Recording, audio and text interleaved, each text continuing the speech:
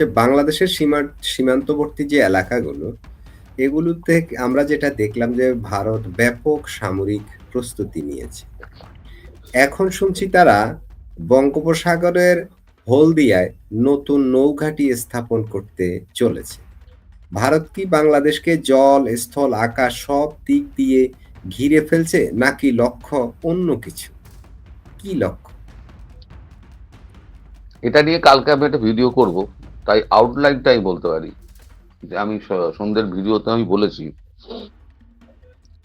যে নিজের স্বাধীন এলাকায় ভারতবর্ষের যে জলসীমা আছে সেই জলসীমায় ভাসমান পোর্ট করে 24টা প্ল্যাটফর্ম করা হচ্ছে। একটা পোর্ট হবে নৌ নৌ নৌপথ, যেটা নৌবাহিনীর যেটা বন্দর, সেখানে সাবমেরিন থাকবে, সেখানে যুদ্ধজাহাজ থাকবে, সেখানে যে সমস্ত দেশের ওয়ারশিপ আছে তারা এসে ডক করবে। এরকম একটা বিরাট একটা প্রকল্প হাতে নেওয়া হয়েছে। কে করবে, কারা করবে, কত বছর সময় লাগবে, কোন জায়গা হচ্ছে না হচ্ছে, আমি কালকের ভিডিওতে বলবো, ওই জন্য এখন আর এখানে বলছি। এটা হচ্ছে। জি, দাদা এইখানে চিকেন নেক এলাকাতে অনেক বেশি প্রস্তুতি ভারতের, যেটা আমরা লক্ষ্য করছি। হ্যাঁ, এই প্রস্তুতিটা কি বাংলাদেশকে লক্ষ্য করে নাকি চীনকে লক্ষ্য করে? হ্যাঁ, মানে আমাদের দেশে খুব বেশি সরকার এত বেশি খুব একটা প্রতিক্রিয়া দেখাচ্ছে না বিষয়টা নিয়ে। সেজন্য বলছি। বাংলাদেশে বর্তমান যে সরকার রয়েছে, এই সরকারের কেউ কি কূটনীতি, রাজনীতি কিছু বোঝে? বিন্দুমাত্র পড়াশুনো আছে? আমি তো অন্তত ইউনিয়নসের থেকে বেশি পড়াশোনা করছি, আমার যা মনে হয় কথাবার্তা শুনে। সে নিজেই নিজেকে বলছে আমি হঠাৎ আবিষ্কার করেছি আমার মধ্যে বিরাট সম্ভাবনা আছে। ঘুম থেকে উঠে তার হঠাৎ মনে হলো সে আবিষ্কার করেছে তার মধ্যে বিরাট সম্ভাবনা আছে। আর সম্ভাবনা তো এই তো বহুমাত্রিক চিত্র দেখছি, ফিরি সমস্ত চিত্র দেখছি সারা দেশ জুড়ে। তো এরা কি বুঝবে? এরা আন্তর্জাতিক পলিটিক্সটা যদি বুঝতো, তাহলে বুঝতে পারতো ভারত, চীন, রাশিয়া এই আমেরিকার জন্য ক্রমশ কাছাকাছি আসছে। যখন কাছাকাছি আসছে, আর যেখানে চীন বলছে আমি তোমার সমস্ত বিরল খনিজ যা লাগে আমি পুরো তোমায় সাপ্লাই দেবো, ভারত বলছে ঠিক আছে, তোমার বাজার বন্ধ হয়ে গেছে, আমার বাজার তোমাকে আমি খুলে দিচ্ছি, তুমি বাজারে এসো, কিন্তু তোমার ট্রান্সফার অফ টেকনোলজির মাধ্যমে। ভারত সবসময় বলে যে তুমি আমার এখানে ব্যবসা করো, ট্রান্সফার অফ টেকনোলজির মাধ্যমে করতে হবে। কালকে তুমি কোম্পানি গুটিয়ে নিয়ে চলে গেলে, তারপরে দিলে আমার শ্রমিকরা বেকার হয়ে গেল, তা হবে না। তুমি যে টেকনোলজি থেকে তৈরি করছো জিনিসটা, সেই টেকনোলজিটা আমাদের জানাতে হবে, যাতে আমাদের ইঞ্জিনিয়ার তোমরা চলে গেলে তোমাদের শেয়ারটা কিনে আমাদের ভারতীয় কোম্পানি চালাতে পারে, যাতে চাকরিটা ক্ষতি হয়। তো সেক্ষেত্রে কি চীনের জন্য করবে? চীন আমাদের শত্রু, এটা স্বীকার করতে কোনো নেই, সংকোচ নেই। চীন আমাদের শত্রু, কিন্তু এখনই চীন কিছু করবে না। চীন এখন খুব বিপদে পড়ে রয়েছে। এখন ভারতকে, রাশিয়াকে তার চাই, রাশিয়াকে ভারতের চাই, চীনের চাই, আর ভারতেরও চীনকে চাই, রাশিয়াকে চাই। একে অপরের বিকল্প হয়ে গেছে, হয়তো কেউ কারোর শত্রু এখন নয়। এখন সম্মিলিত শত্রুকে, সম্মিলিত শত্রু হচ্ছে বাংলাদেশ, যার জন্য রাশিয়া পর্যন্ত বিবৃতি দিয়ে দিয়েছে। আমেরিকা তো বিবৃতি পাঠাচ্ছেই, খলিলুরকে কড়া বিবৃতি দিয়েছে, মানে কড়া কথা শুনিয়ে দিয়েছে। ইউনুসের ভাগ্যে খুব খারাপ অবস্থা, বলেছিলেন না ভীষণ করুণ পরিণতি হবে ওর, ওর কিন্তু খুব করুণ পরিণতি হবে।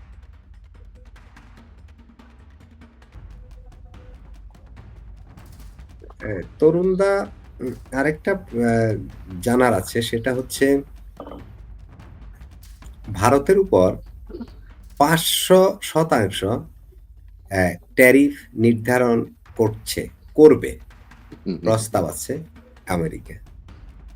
আমেরিকায় ভারতের আমেরিকার নয়, 85 বিলিয়ন, ট্রাম্পের জি ট্রাম্পের ট্রাম্পের ট্রাম্পের হ্যাঁ, ভারতের 85 বিলিয়ন ডলারের ব্যবসা মালিক কিন্তু মালিক সেখানে। প্রশ্ন হচ্ছে বর্তমান ম- পরিস্থিতি কিভাবে সামাল দেবে ভারত? ভারতের 87 বিলিয়ন ডলারের আমদানি হয়, 85 বিলিয়ন ডলারের আমাদের রপ্তানি হয়, 2 বিলিয়নের আমাদের হচ্ছে ঘাটতি ঘাটতি, আছে। তাই তো? আমরা যদি এই যে 85 বিলিয়ন ডলার যেটা বিলিয়নের আমরা ডলারের যে মালটা আমরা পাঠাই, সেই মালটা আমরা বিকল্প বাজার খুঁজে নিয়েছি। আমাদের ক্ষতির সম্মুখীন হতে হবে কত? খুব বেশি হলে 20 বিলিয়ন ডলার, খুব বেশি হলে 20 থেকে 22। এখনো বাজার খুঁজে পাইনি, ভবিষ্যতে পেয়ে যাবো, এখনো বাজার পাইনি। তোমরা লক্ষ্য করেছো ইদানিং ভারত তার রুপিকে ডিভ্যালুয়েট করছে। আগে ডলার 80 টাকায় কিনতা, $1, এখন কিনতে 90 টাকা। এটা নিয়ে আমি ভিডিও করেছিলাম, আগেই করেছিলাম, যে এটা হবে, অযথা ভুল বুঝবেন না, অর্থনীতি ডুবে যাচ্ছে। এটা ভারতের প্ল্যান। আমাদের যিনি নোবেল বিজয়ী অমর্ত্য সেন, তার নাম নিশ্চয়ই শুনেছেন, অমর্ত্য সেন, তিনি একটা ডকুমেন্ট দিয়েছিলেন ভারতবর্ষকে। আমাদের ডক্টর ইউনূসের মতো অর্থনীতিবিদ নন, তিনি সত্যিকারের অর্থনীতিবিদ। সেই ডকুমেন্টে একটা জিনিস ভারত ওখান থেকে নিয়ে নিয়েছে, তার থেকে, যে ডলারের বিরুদ্ধে যদি তোমায় টিকে থাকতে হয় তাহলে রুপিকে ডিভ্যালুয়েট করো। কিরকম হচ্ছে? ধরো রাম আমার থেকে $1 1 কেজি চাল কেনে,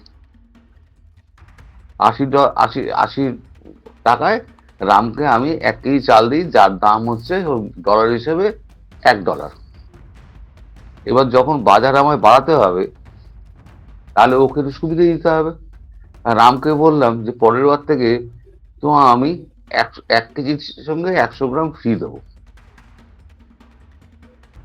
রাম বললো তাহলে আমি তো দেবো না। বললো না না, তোমাকে বেশি টাকা দিতে হবে না, তুমি 80 টাকাই দিও আমাকে, তোমাকে আমি 1 কেজি 100 বানাবো। রাম দেখলো মহা খুশি, আমি 1 কেজি 100 পাচ্ছি, 80 টাকাই দিচ্ছি, রাম খুশি।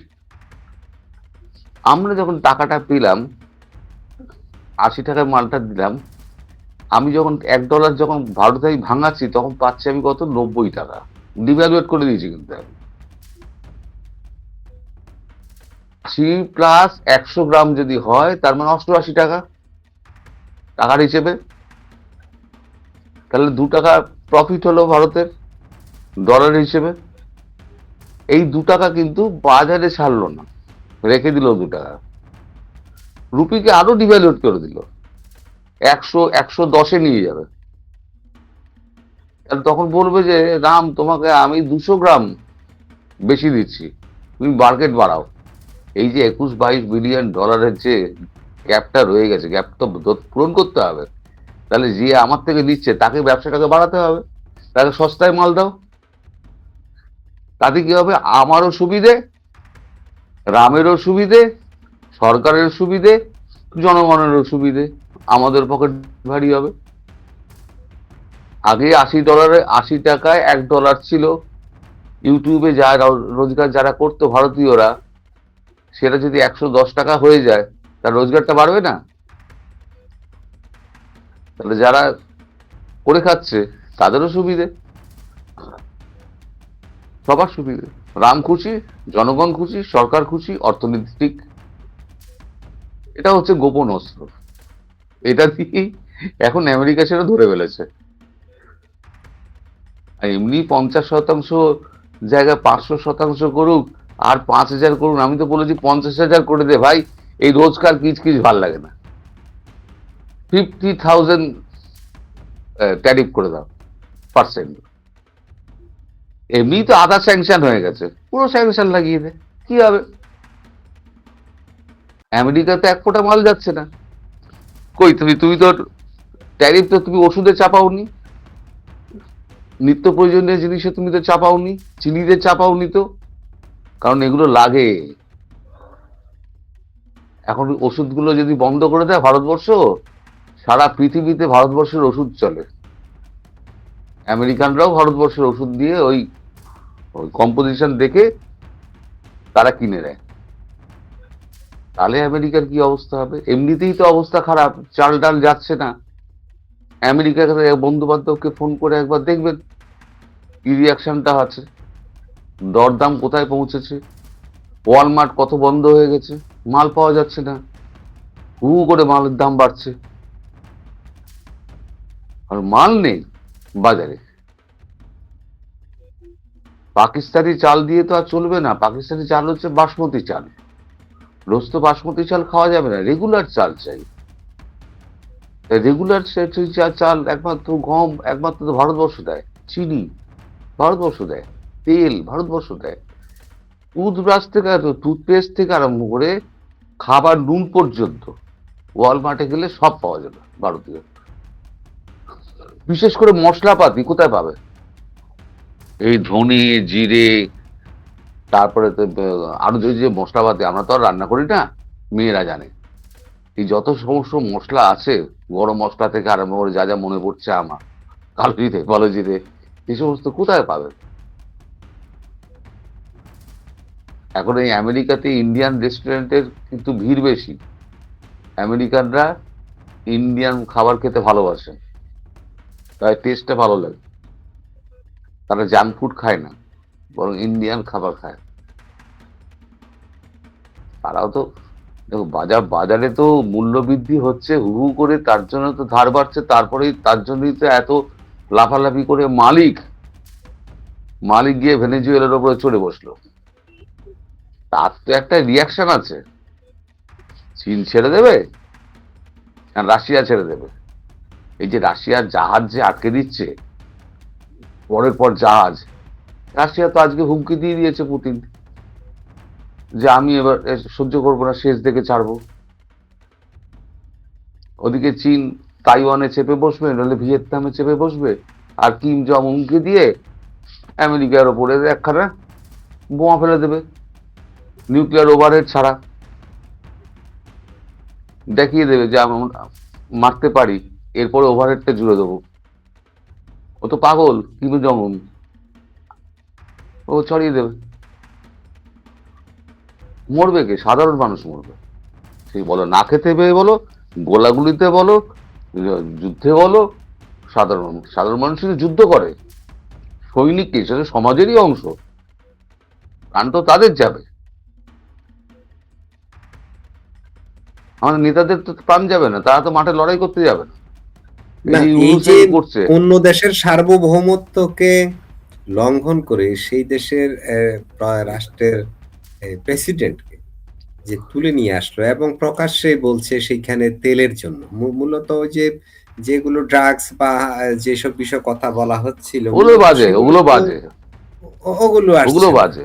মূলত একদম প্রকাশ্যেই চলে আসছে সেখানে ওখানকার তেল। এখন একটা জিনিস, আহ, উনি আবার এমনও মন্তব্য করছেন যে আমি কোনো আন্তর্জাতিক আইনের মানি না। তোয়াক্কা করি না, আমি যা করি সেটাই আইন। এই যে স্বেচ্ছাচারিতা আন্তর্জাতিক বলয়ে সারা পৃথিবী ব্যাপী তার তার এবং তার দেশের ভাবমূর্তিটা কোথায় যাচ্ছে? এটা কি খুব ওদের জন্য কি এটা কি খুব বেটার হচ্ছে? আমার মনে হয় ট্রাম্প না আড়ালে কান পেতে সার্জিস আলমের ওই লাইনটা শুনেছিল, আমরা যা বলি সেটাই আইন। ট্রাম্প বোধহয় শুনে নিয়েছিল, তাই ট্রাম্প এবার বলে দিয়েছে যে আমি যা করি সেটাই আইন। ও আন্তর্জাতিক আদালত ফাদালত হ্যান ত্যান গোষ্ঠীর পিন্ডি ইউএনএসসি আমি মানি না। জিসকা লাঠি উস্কা ভ্যাঁস ভাই। এখন যুগ এসছে এখন যার লাঠির জোর সে করে খাবে। শক্তি প্রদর্শন করো, পেশি ফোলাও, দুনিয়ার লোক তোমার পাশে আসবে, যেটা এখন তো আমাদের দুর্বল যে ভারতবর্ষের রাষ্ট্রগুলো আছে দাদা, দুর্বল যে রাষ্ট্রগুলো আছে, তারা তো আতঙ্কে থাকবে যে তার জায়ান্ট যে প্রতিবেশী আছে কাছে বাদ, কে কখন কাকে এইভাবে তুলে নিয়ে যায়। আইন যদি জাতিসংঘ না থাকে, আন্তর্জাতিক আইন কানুনে বালাই না থাকে, সেক্ষেত্রে এটা তো সারা পৃথিবীর জন্য একটা আতঙ্ক, তাই নয় কি? হ্যাঁ, সারা পৃথিবীর জন্য আতঙ্ক কে তৈরি করছে? আতঙ্ক তৈরি করছে সারা পৃথিবীর বৃহত্তম শক্তি। তারা কোন দিন পৃথিবীকে সুস্থ রেখেছিল তুমি আমায় বলো দেখি মাসুদ ভাই। তারা ইরাকের সুস্থ রেখেছে, সিরিয়া সুস্থ রেখেছে, লেবানন সুস্থ রেখেছে, লিবিয়া, কাউকে তো সুস্থ প্রত্যেকটা রাখেনি। জায়গায় তো তেলের লিবিয়া জন্য করছে। প্রত্যেকটা সেন্ট্রাল সেন্ট্রাল সেন্ট্রাল এশিয়াতে যতগুলো দেশ আছে সবকটা দেশে এই যে গুন্ডাগার্দি কিছু হয়েছে সবই তো তেলের জন্য। এই যে বাংলাদেশে আজকে ঢুকেছিল, এখনো ঢুকে আছে, নেই তা বলবো না, এখনো ঢুকে আছে। তো কিসের জন্য? এখানে একটা বেস চাই, এই তিনটে মহাশক্তির ওপরে একটা নজর রাখবে, একটা বেস চাই। এখানে কত মিনারেল আর রেয়ার আর্থ মিনারেল হ্যান ত্যান এই সমস্ত কথা হচ্ছে, কতটুকু আছে রেয়ার আর্থ মিনারেল? তার থেকে তো 10 গুণ বেশি আছে ভেনেজুয়েলায়, তার 10 গুণ আছে গ্রিনল্যান্ডে, 20 গুণ। এখন সে বলছে আমি গ্রিনল্যান্ড দখল করবো। জিসকা লাঠি উসকা ভ্যাস, জোর যার মুল্লুক তার ভাই। এবং ভারতও শিখে গিয়েছে, ভারতও যেখানে যেখানে পারবে ঢুকে নিয়ে তুলে নিয়ে চলে আসবে। কারণ আন্তর্জাতিক আদালতে মামলা করলে বলে বিশ্বের সব থেকে বড় শক্তি তো আমার পথ দেখিয়ে গিয়েছে। তার লিখিত স্টেটমেন্ট আছে, অডিও স্টেটমেন্ট আছে, সে বলছে ভাড় মেরে যায় ইউএনএসসি। আন্তর্জাতিক সিকিউরিটি কাউন্সিলের কি ভ্যালু আছে? 2 পয়সার দাম দেয় না আমেরিকা, ভারতবর্ষ দেয় না, যার জন্য ভারতবর্ষ বলেও না যে আমি ইউএনএসসি মেম্বার হবো। ওটা কাজেও কম না, কিছুতেই লাগে না। এই যে বাংলাদেশে যে প্রভাব, যে কথা আপনারা বলছেন, অনেকেই বলছে যে এই সামরিক ঘাঁটি কিংবা নৌ ঘাঁটি আমেরিকা এখানে করতে চায়। তো এইখানে মূলত কাকে ধরার জন্য আমেরিকা এখানে আসছে? এখানে কি ভারতকে ধরার জন্য, নাকি চীনকে, নাকি অন্য অন্য অন্য কোনো টার্গেট আছে? মানে কোথায়? এই এই প্রশ্নটা যে আমাদের সেন্ট সেটা কেটে মার্টিনের গেছে। কথা বলা হচ্ছে, কিংবা এই অঞ্চলটা আর কি, বাংলাদেশের কোথায়ও হ্যাঁ, এরকম মানে এই যে সেন্ট মার্টিনে যেটা ওরা চাইছে, সেন্ট মার্টিন, সেখানেই ওরা একটা মাল্টিপল জোন করবে। মাল্টিপল জোন হচ্ছে গিয়ে তোমার স্যাটেলাইটের মানে হাজার হাজার চোখ বিশিষ্ট একটা মাল্টিপল জোন করবে। কোথা পৃথিবীর ভারত মানে দক্ষিণ পূর্ব এশিয়ায় কোথায় কি কি ঘটছে না ঘটছে সেই স্যাটেলাইটের মাধ্যমে, হাজারটা চোখের মাধ্যমে সে দেখবে পেন্টাগনে বসে। সেই অনুযায়ী ও কাজ করবে, সেটা ভারত হতে দেবে না। যখনই সেন্ট মার্টিন নিয়ে কথা হচ্ছিল তখনই বলেছিলাম যে 3টে মহাশক্তি এক হয়ে যাবে, কোনো দিন এই ভারতবর্ষে ঢুকতে পারবে না। আলটিমেটলি হলো তো তাই। যারা জিও পলিটিক্স নিয়ে একটু চর্চা করে তারা পরিষ্কার বুঝতে পারে তো, চর্চা করলেই বোঝা যাবে। আর এই আমাদের 7 সিস্টারে যেটা আছে সেটা হচ্ছে পুরোপুরি বাংলাদেশে যে হুমকি টুমকি দিচ্ছে না, তার জন্য কোন দিন আচ্ছা, ঢুকে চড় থাপ্পড় একজন বেড়ে চলে একটা আসবে। কমেন্ট করেছেন, তিনি বলতে চাচ্ছেন জুমল্যান্ড এস্টাবলিশড বাই ইউএস। এই জুমল্যান্ডটা কি? এটা কি বাংলাদেশের পার্বত্য চট্টগ্রাম এবং ভারতের ওই যে মণিপুর টুনিয়া কিছু অংশ, এইটাকে কি জুমল্যান্ড আইডিয়া, হ্যাঁ নাকি হ্যাঁ হ্যাঁ আমার ঠিক হ্যাঁ ধারণা হ্যাঁ হ্যাঁ হ্যাঁ, ওটাই ওটাই উনি ওটা মিন না? করছেন জুমল্যান্ড। হ্যাঁ, ওটাই উনি মিন করছেন, যেটা যেটা ওয়াও! খ্রিস্টান কান্ট্রি যেটা যেটাকে করার পরিকল্পনা হচ্ছে ইস্ট তিমুরের মতো, ওটাকেই উনি উনি খবরাখবর রাখেন। এই হচ্ছে দর্শক, বুঝেছো? বোঝদার দর্শক, ঠিক খবরটা হ্যাঁ, তারা রাখে, কিন্তু আরেকজন আসল খবরটা দর্শক ঠিক যে রাখে। আছে, ওনাকে কি বুঝদার বলবেন কিনা? এই, ওনার ওনার কমেন্টটাও পড়ি। চীন, উনি বলছেন চীন, পাকিস্তান, তুরস্ক, বাংলাদেশ, কয় দেশ হলো? 4 দেশ মিলে ভারতকে মানচিত্র থেকে মুছে দিয়ে পৃথিবীতে শান্তি প্রতিষ্ঠা করা হবে। ওনাকে কতটা বুঝদার বলবেন? চীন কোনোদিনও আসবে না, বাদ দিয়ে দাও। তুরস্কর অবস্থা, এরদোগানের অবস্থা খারাপ। পরের রেজিম চেঞ্জটা হবে এই ইরানের পরে এরদোগানের পালা। আমি বলেও দিয়েছিলাম, আমার ভিডিওতে আছে। আর পাকিস্তান তো সম্ভবত ও তো ইরানকে হ্যাঁ। খাবে, তারপরে আর এরদোয়ানকে খাবে, তারপরে তারপর আর কি মোটামুটি তারপরে রেস্ট রেস্ট হ্যাঁ, নেওয়ার সময় এখনো হবে পর্যন্ত তার। হ্যাঁ, এখনো পর্যন্ত এই রয়েছে। তারপরে তো আবার নতুন কিছু একটা উদ্ভাবন হবে। পৃথিবী শান্তিতে থাকতে দেবে না। তাহলে চীনকে বাদ দিলে বাকি যে তিনটে শক্তি আছে, তাহলে 2 নয়া পয়সার দাম নেই ভারতবর্ষের কাছে। এরা ভারতবর্ষে খেয়ে নেবে। এই যে বলি না, এই যে ইউটিউব আর ফেসবুকের মধ্যে এদের জীবনটা কেটে গেছে। আর অন্যের মুখে শুধু গল্প শুনে এরা একটা নিজস্ব জগতে বাস করে, সেই জগৎটার বাইরে এরা বেরোতে পারে না। ফলে লোকের কাছে এত নিচু হয় এরা। এরা হাসির উপপাদ্য হয়ে গেছে। আমাদের যখন এই চায়ের দোকান ফোকানে যখন যাই, তখন আমাদের বলে যে ভাই,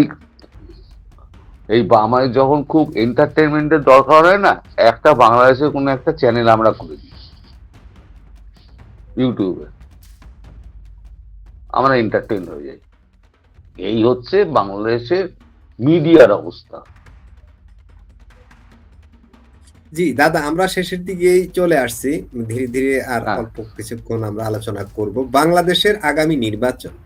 ভারত কিন্তু এই নির্বাচনটাকে বারবার শুরু থেকে বলে আসছিল ইনক্লুসিভ ইনক্লুসিভ, এখনো পর্যন্ত বলছে। আমার প্রশ্ন হচ্ছে, যদি যে গতি ইনক্লুসিভ বলতে তো ভারত যেটা মিন করে সেটা হচ্ছে সকল দলের অংশগ্রহণ। যদি তেমনটা না হয় বা এখন যেভাবে হচ্ছে, এটাকে কি ভারত ইনক্লুসিভ নির্বাচন বলবে, নাকি সব দলের অংশগ্রহণ হলে ইনক্লুসিভ বলবে? এটা যদি নির্বাচনটা এভাবেই হয়ে যায়, সেক্ষেত্রে ভারত আসলে কি ধরনের প্রতিক্রিয়া দেখাবে? কি পরবর্তী সরকারের সাথে কাজ করবে না, তাদেরকে সমর্থন দিবে না, নাকি নানা ধরনের অনেক বিষয় তো থাকে রাজনীতি কূটনীতিতে, কেমন প্রতিক্রিয়া হতে পারে? আপনার কাছ থেকে একটু বিশ্লেষণ শুনুন। অন্তর্ভুক্তি এবং অংশগ্রহণমূলক নির্বাচন যদি না হয়, যদিও আমি আজকে পর্যন্ত বিশ্বাস করি নির্বাচন হবে না, আজকে পর্যন্ত বিশ্বাস করি, কারণ নির্বাচন হতে দেবে না।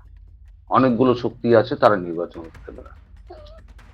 তো এই যে যে রাষ্ট্রগুলো যেগুলো বলে বেড়াচ্ছে যে অন্তর্ভুক্তি আর অংশগ্রহণমূলক নির্বাচন, ইনক্লুসিভ ইলেকশন করতে হবে, তো এই যে ইনক্লুসিভ ইলেকশনের বারবার কথা উঠছে না, কেন কথা উঠছে? যদি জোর করে ইলেকশন করে, তাহলে স্যাংশনের মুখে পড়ে যাবে। বাংলাদেশ যদি স্যাংশনের মুখে পড়ে যায়, তাহলে বাংলাদেশকে দেবে কি, আর বাংলাদেশ বাঁচবে কি করে? না আমদানি করতে পারবে, না রপ্তানি করতে পারবে।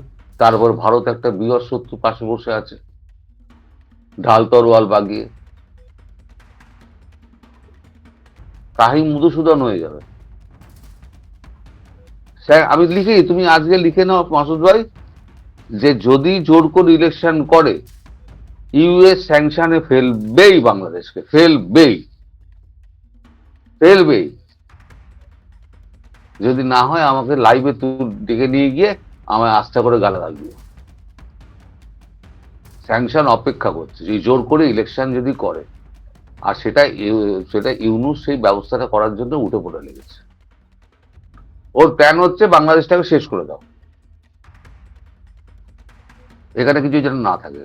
ও সেই দাদা, লক্ষ্যেই ভারতের এগোচ্ছে। প্রতিক্রিয়াটা কি হতে পারে? সাপোর্ট দিবে ভারত নির্বাচন হলে সব সরকারকে? সব সম্পর্ক ত্যাগ করে দেবে। কাঁটাতারের বেড়া তো শুরু করে দিয়েছে, আর কিছুটা অংশ বাকি আছে, 25%। এখন বোধহয় আর 22% বললো আজকে, আর 22% বাকি আছে। সেটা 7-10 দিনের মধ্যে কমপ্লিট করে দেবে 22%। শুধু সুন্দরবন এলাকাটা ছাড়া, ওখানে বিশেষ সমস্ত মাইন ফাইন হ্যান ত্যান সমস্ত বিছিয়ে রেখে দিয়েছে। মানে ঢুকলে পরে বেরোতে পারবে না, মাইনের জাল বেছানো আছে, গোপন ভাবে মাইন পাতা রয়েছে। তো এই অংশটা পুরো ঘেরা হয়ে গেল। এবার ওরা থাকে ওধারে, আমাদের সিনেমা তৈরি হয়েছিল ওরা থাকে ওধারে, আমরা এখন পাকিস্তানের মতো বাংলাদেশকেও ট্রিট করব। পাকিস্তান একটা শত্রু রাষ্ট্র আমার বাঁদিকে রয়েছে, আর একটা শত্রু রাষ্ট্র আমার হাতের কাছে রয়েছে। চল, দুটোকে নিয়ে চলবে ভারতবর্ষ। কি আছে, অসুবিধা কি আছে? অসুবিধা কিছু নেই। ভারতবর্ষ একটা ছোটখাটো ইসরায়েল, আমাদের চারপাশে শত্রু, বিশেষ করে পাকিস্তান এবং বাংলাদেশ, মানে পূর্ব পাকিস্তান, বাংলাদেশ নয়, পূর্ব পাকিস্তান।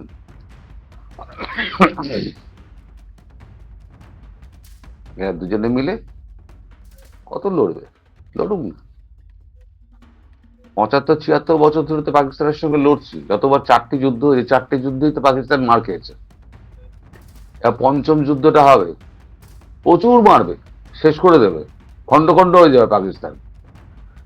মানচিত্র আর একত্র থাকবে না, আর বাংলাদেশের মানচিত্র অখণ্ড থাকবে না।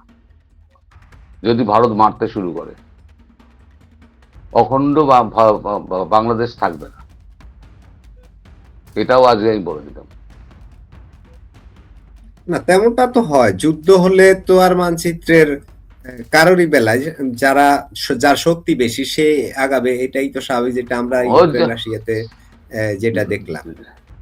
জিসকা লাঠি উসকা ভ্যাস, ভাই, ভারত বুঝে গেছে। মানে আপনার মন্তব্য হচ্ছে এই ভারত এটাকে কোনোভাবেই মেনে নেবে না। ইউএস মেনে নেবে না, স্যাংশন দেবে, আর স্যাংশন দিলে ভারতের কাজ সোজা হয়ে যাবে। ভারত বর্ডার লাইনটা বন্ধ করে দিল, এবার তোমরা থাকবো পারে, মরগে যাও, কি করবে না করবে আমার তো আর দায়িত্ব নেই। আর এমনি তো দায়িত্ব সারার জন্য আমাদের সমস্ত এমপিদের চিঠি পিটি নিয়ে নিচ্ছে খাদ্যপণ্য পাঠানোর বন্ধ করার ব্যাপারে। ওই চিঠিটা এসে গেলে, সবকটা চিঠি এসে গেলে খাদ্যপণ্য দাদা, এমনি এমন বন্ধ একটা হয়ে কথা যাবে। শুনছি, গতকালকে আমাদের লাইভ শোতে একজন ভারতীয় একজন কমেন্ট করেছিল, 8 তারিখে নাকি এ ধরনের একটা কথা সংসদে উঠছে ভারতের, বাংলাদেশে যে খাদ্যপণ্য রপ্তানি করে এটা এটা বন্ধ করবে, এরকম একটা কথা উঠছে না, শুনলাম। এটা দাবি উঠেছে অনেক আগে, আর 8 তারিখের আগেই আলোচনা হয়েছে এবং প্রত্যেকটা দলকে চিঠি দেওয়া হয়েছে।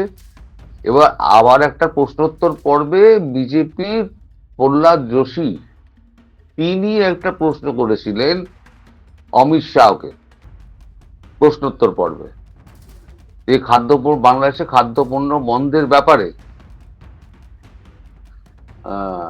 প্রহ্লাদ যোশী না, না অন্য কেউ, আমার নামটা এই মুহূর্তে নামটা ঠিক কারেক্ট আমি বলতে পারছি না, ভুলে গিয়েছি। তিনি একটা প্রশ্ন করেছিলেন কতদূর এগোলো, তখন অমিত শাহ বলেছিলেন যে দক্ষিণের দলগুলো এখনো দেয়নি চিঠি, দক্ষিণের দলের চিঠিগুলো এসে গেলেই আমরা এই ব্যাপারে সিদ্ধান্ত নেব। হ্যাঁ ভাই, রংপুর আর চট্টগ্রাম যাবে, দুটোই ভারতের মধ্যে আসবে। হ্যাঁ, কে কে একজন কমেন্ট করেছে, রংপুর নিয়ে হিন্দুদের সুরক্ষা কি যেন দেওয়া উচিত, সিকিমের মতো দ্বৈত সংবিধান নীতি চালু করা একমাত্র সমাধান, ইত্যাদি এই না ধরনের না, একটা দ্বৈত মন্তব্য বৈত কিছু করেছে। হবে না ভাই, দ্বৈত বৈত কিছু হবে না। মেরে মেরে চুরচুর করে আলাদা করে দেবে, ওখানে আবার বেড়া বসে যাবে। ওটার পার্বত্য চট্টগ্রাম, ওখান থেকে ফেনী অব্দি কেটে দেবে। যা, এবার দেখ তারা ব্লকেড, বুঝে নে। না, আমাদের ল্যান্ডলক তো কান্ট্রি কারা? দাদা, আমাদের যারা কমেন্ট করে বা এখানে যারা ভাবে এই ধরনের কথা আমরা শুনি, একদম মানে ব্যক্তিগতভাবে আলাপচারিতায়ও শুনি, আবার সোশ্যাল মিডিয়ায়ও এই ধরনের প্রচারণা আছে যে বাংলাদেশের পক্ষে চীন আসবে, তুরস্ক আসবে, আরো কোন কোন দেশ এরকম, কেউ আসবে না ভাই। হ্যাঁ, চীন, তুরস্ক, পাকিস্তান তোমার বিপদের দিনে, এরকম তোমার আসবে, বিপদের দিনে এসে কেউ ওরা আসবে ভারতের না। সাথে যুদ্ধ করবে। আমেরিকা এসেছিল, এখন মার যখন খেয়েছিল এখন যে ওই যে পাকিস্তান। কি বলে, এই ভেনিজুয়েলায়, ভেনিজুয়েলার এই প্রেসিডেন্টকে রক্ষা করার জন্য দেখলাম রাশিয়াও এলো না, চীনও এলো না, কেউ আসবে না। কিন্তু পাকিস্তানকে রাশিয়ার যখন মারলো চীনের ওখানে তখন তখন বিশাল তখন বিনিয়োগ। আমেরিকা চীন এসেছিল? আসেনি। যখন তুমি মার খাবে অনেক তখন অনেক কেউ কিছু আশা আসবে না। করে, বাস্তবতা কিন্তু বাস্তবতায় সেটা দেখা যায় না। যেমন কারণ ইরান তুমি ইরান যখন যে তুমি পার্সোনালি, মাসুদ ভাই, পার্সোনালি তোমার বিপদের দিনে তুমি সত্যিকারের বন্ধু চিনতে পারবে। তুমি ব্যক্তিগত জীবনে তুমি দেখবে যার সঙ্গে তুমি চা খেয়ে বসে আড্ডা বেরোচ্ছে ঘন্টার পর ঘন্টা, সে তোমায় থেকে ওপার থেকে চলে যাচ্ছে। বিপদের দিনে কিন্তু বন্ধু পাওয়া খুব মুশকিল। যেটা ভারত রাশিয়ার পাশে আছে, রাশিয়া ভারতের পাশে আছে। সুতরাং ধোকা দেওয়ার এখানে কাউকে ধোকা দেবে না। দুজন দুজনের সঙ্গে আছে। ওই যে আর এরা ইরাকের বেলায়ও তো ইরাকের পক্ষে অনেক ছিল, ফাইনাল খেলায় তো কেউই পক্ষে ছিল না বলতে সশরীরে কেউ হেল্প করেনি। কেউ এখন আসবে না। ইরানকে ধরছে, ইরানের পক্ষে কেউ কেউ হয়তো দূর থেকে কথা বলবে, বাস্তবে সশরীরে কেউ কিন্তু সেখানে যাবে না, ফিজিক্যালি কেউ যাবে না। কেউ যাবে মনে না, হয়, আমার কেউ তো যাবে মনে না। হয় না কেউ যাবে। নিজের লড়াইটা ওই সব নিজেকেই বাইরে করতে থেকে। হবে। হ্যাঁ, নিজের লড়াই নিজেকে করতে হবে। বাংলাদেশকে যখন মারবে, পাকিস্তানকে যখন মারবে, বাংলাদেশকেই লড়াই করতে হবে এবং পাকিস্তানকেই লড়াই করতে হবে। কেউ বাইরে থেকে সাহায্য করতে আসবে না রে ভাই। যিনি লিখছিলেন না, ওই চীন, পাকিস্তান, তারপরে তুর্কি, সবাই মিলে ভারতবর্ষকে শায়েস্তা করবে না, খেয়ে নেবে, এইসব দিবা স্বপ্ন দেখা বন্ধ করুন। আপনার জীবনে যখন আপনি বিপদে পড়বেন তখন দেখবেন, সেই যে ভদ্রলোক লিখেছেন তার কথা আমি বলছি, আপনার জীবনে দেখবেন কজন আপনার বন্ধু এগিয়ে আসে। নিজেকে দিয়ে আপনি বিচার করবেন যে আপনি কতটা মূর্খের স্বর্গে বাস করছেন। বিপদ যখন আসে তখন সবাই কেটে পড়ে। বলো মাসুদ ভাই। জি, যুদ্ধ যুদ্ধটা তো কোনো কাঙ্ক্ষিত নয়, কিন্তু কিছু কিছু মানুষের মস্তিষ্কে এমন ভাবে কাজ করে যে ওরা শুধু যুদ্ধ চায়। এম, মানে ওরা ভাবে যে তো যুদ্ধ অনেক মজার একটা জিনিস। হ্যাঁ, হ্যাঁ, আমি অনেকের এটা কমেন্ট হচ্ছে দেখলে আমার কাছে এরকম মনে যুদ্ধ হয় যে ওরা চাই, খেলা যুদ্ধ মনে করে চাই, যুদ্ধটাকে। যুদ্ধ হ্যাঁ, চাই, যুদ্ধ খেলা মনে চাই। করে। আম- আমার আমি বলি সামর্থ্য না, কতটা আছে, আর আমার সামর্থ্য থাকলেই আমাকে যুদ্ধ করতে হবে কেন? যুদ্ধ আমি কত আমি ভয়ানক। আমি যেটা বুঝি, আমার অনেক শক্তি আছে। আমি কি গায়ে পড়ে যুদ্ধ করতে যাব কেন? কোনো কারণে যুদ্ধ করা লাগলে সেটা হলো ভিন্ন বিষয়, কিন্তু গায়ে পড়ে তো যুদ্ধ করা যায় না। উস্কানি দিয়ে তো আমি একজন উস্কানি দিলাম, তারপর তার সাথে যুদ্ধে জড়াই গেলাম, এটা তো কাঙ্ক্ষিত না।